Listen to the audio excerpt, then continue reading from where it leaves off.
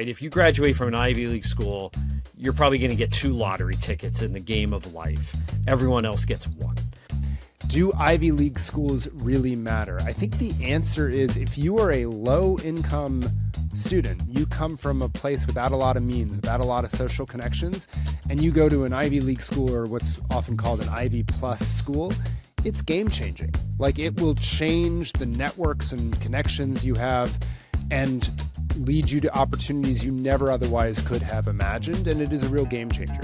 I think if you come from upper class background, it's probably comparatively less important. Certainly Jeff's research, I think, would point to the fact that you get in these clusters and jobs sort of tend to follow, right, the clusters that you're in. So I think it's not irrelevant. You're disproportionately present in, say, the Fortune 500 CEOs and sort of these outsized jobs. The bell curve maybe is shifted to the right, but it's less of a game changer. But if you're a low-income student without those connections, I think it's I think it is a game changer for those individuals, not because of the learning that's going on there, but because of the networking and connections and friendships and social connectivity you're making. This is my chance to pick on my co-host who went to an Ivy League.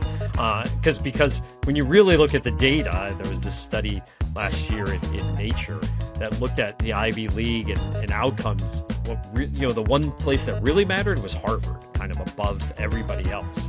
But as Michael knows, because he read this chapter of my book that's going to be coming out in the fall, is that the thing about the Ivy League is, sure, it has a huge impact. There's no doubt about it. But it's also really tiny.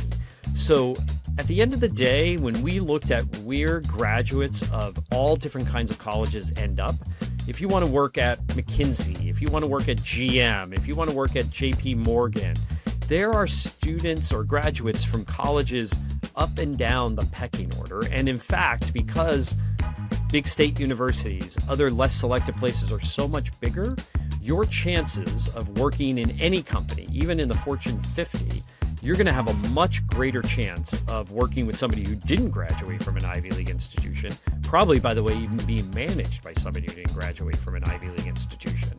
And so, as David Deming talks often about this, he's an economist at Harvard. He talks often about lottery tickets, right? If you graduate from an Ivy League school, you're probably going to get 2 lottery tickets in the game of life. Everyone else gets 1. So does that mean you're guaranteed to win the lottery? No. Do you have a better shot? Sure. But it doesn't mean you don't have any shot if you don't go to an Ivy League school.